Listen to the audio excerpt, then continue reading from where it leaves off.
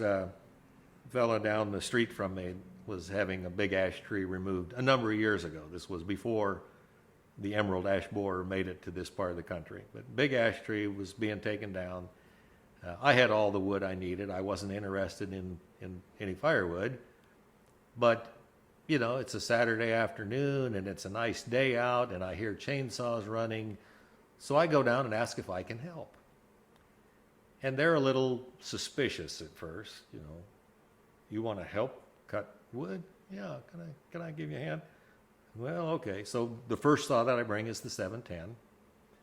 And this guy's up in the tree, ropes and the harness and swinging around and cutting stuff. And he cooks his 3120 Husqvarna in the tree. And he's got it disassembled down to the cylinders off the piston. And he's looking at it saying, yeah, I don't think this one's going to run anymore today. So I hand him that 710. I think it probably had a 16-inch bar on it that day. And he, you know, he's looking at it like this, and he's looking at this 3120 that he's just, well, he says, okay, I'll give it a try. And he made about 3 cuts with it, and he says, I think this could use a little more bar.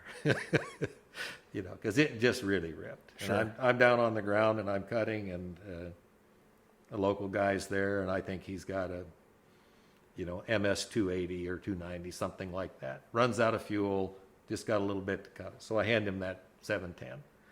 He makes about 3 cuts, and he says, well, is that the power or is that the chain? I said, yeah. You know, and they were impressed.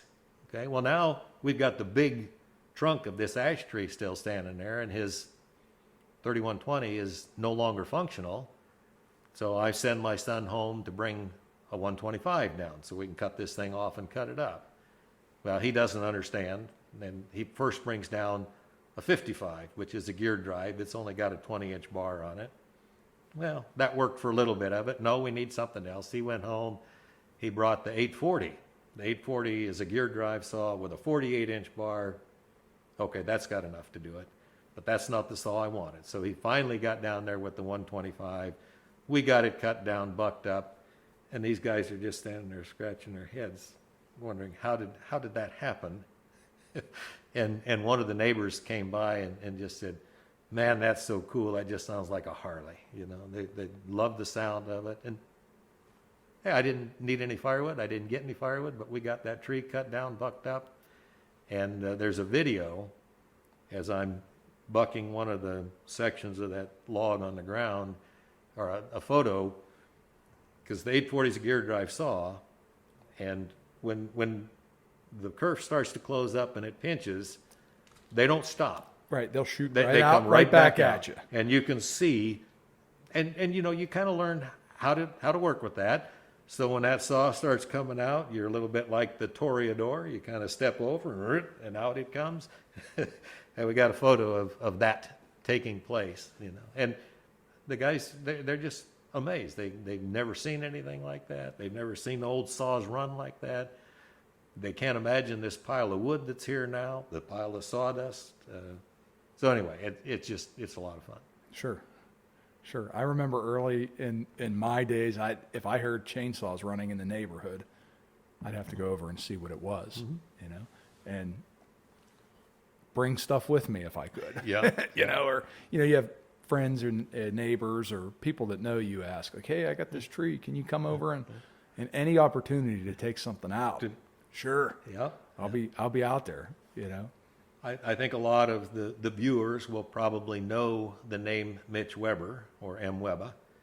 And Mitch's uncle does a lot of tree work in the area still today. And there was a big sycamore tree across the street from me. And his uncle Laverne was going to cut it down. And Mitch wanted to know if I wanted to help, because he knew I had this 840 and I had a 48-inch bar. I hadn't made up a chain for it yet. And yeah, I said, oh, I could be interested to do that. So, you know, again, you kind of accumulate stuff after a while. So I need to make up a chain for a 48-inch bar out of half-inch pitch. Yeah, I think this roll here will do that. And I'm over there bucking that thing into firewood lengths. And unbeknownst to me, in one of the later videos, because Mitch is pretty good with videos, I'm sitting there growling away with that 840, and it's working. I mean, there's places where the bar tip just barely comes through, but I'm getting it blocked up into lengths. And I noticed one of the videos he posted, while I'm over here slowly working my way through, he comes down to the other end with one of his big modern Husky saws, and and I'm still sitting over there growling away with the chips up to my knees. But I had a lot more fun than he Sure. did that day. I often wondered, because like I've talked with, Joe Harkness, Red 97. Okay. He does like the dyno stuff, and I've often wondered if you took the machines and put them on a dyno in comparison to what a modern saw does, if, some of the older stuff produces the amount of power that we think it does in our minds, or if it doesn't. And that remains to be seen, I guess. Well, I'm sure the one thing that you will discover comparing old saws to new saws is a lot of the older saws, it really didn't matter if you had it tuned to the peak and were right at the limit, or if you had both hands on the handle and you got it dogged in and you're straining, pulling on it, it just keeps chugging away. Yeah, they'll hold the RPMs, yeah. And people are astounded at that, that's the way those things just growl and well, do I want to do that all day, every day? No. Is it fun to do it every once in a Sure. while? Oh, Sure. yeah, you bet it is. Sure.